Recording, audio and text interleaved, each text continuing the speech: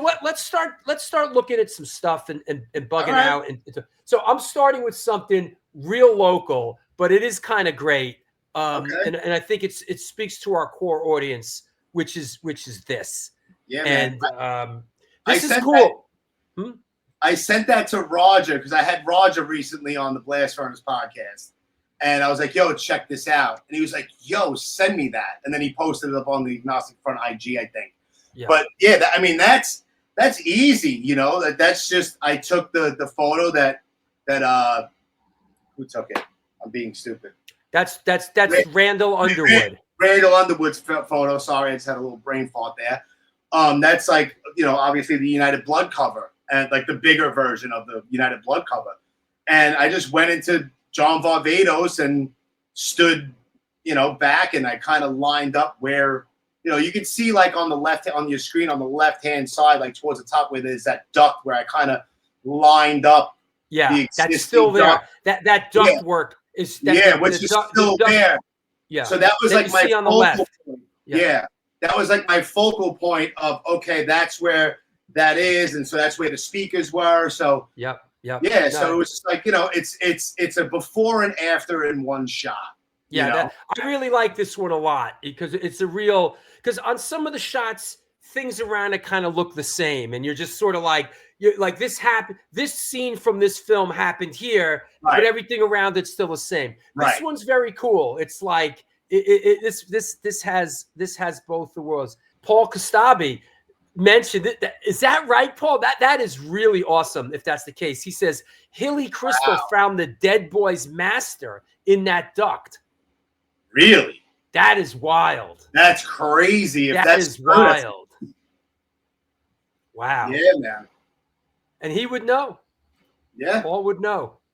That's incredible. Yeah.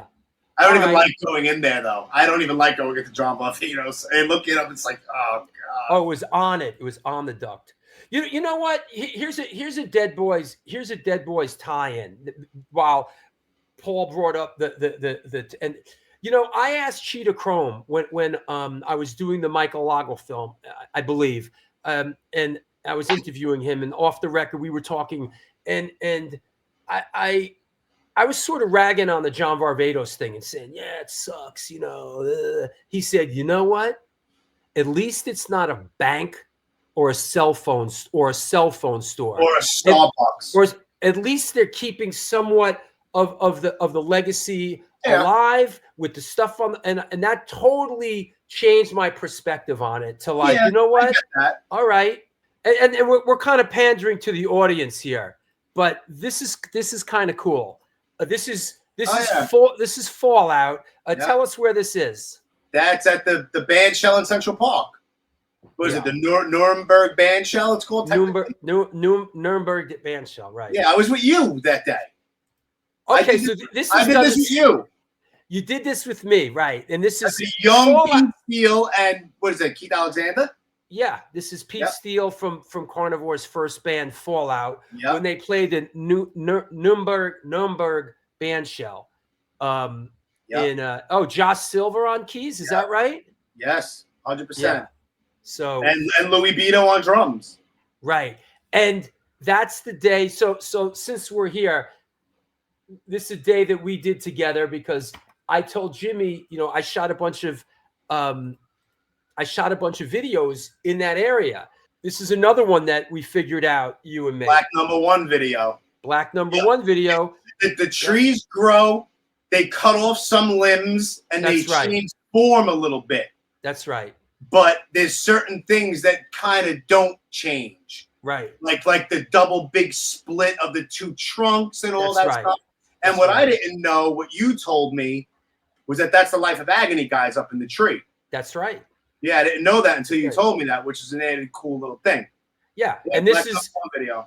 Yeah, that's the Life of Agony guys up in the tree, and this is the Black Number One. This is a still from the Black Number One video that Paris Mayhew from the Cro-Mags directed, and I produced through my company Stone Films NYC, and I was fortunate enough to there you go, to receive this for my efforts On it, yeah. Usually it's on the wall behind me, but for some reason I wanted to change it up, and I took this off, and then we were about to start the show, and I go, "Fuck, I want to reference that." There you go.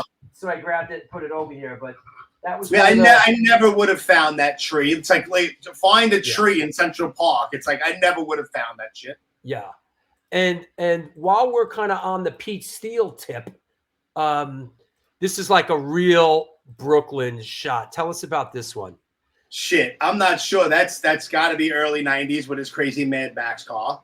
I believe he lived in the house that's a little bit behind him to the left. Yeah, that's in Midwood, and it was just a shot from a magazine, and I cropped it out from the bottom, but it said something to the effect, "I'm the mean old man on the block that's children," or something, and a friend of mine actually found the actual spot and was like, "Check this out. Here it is."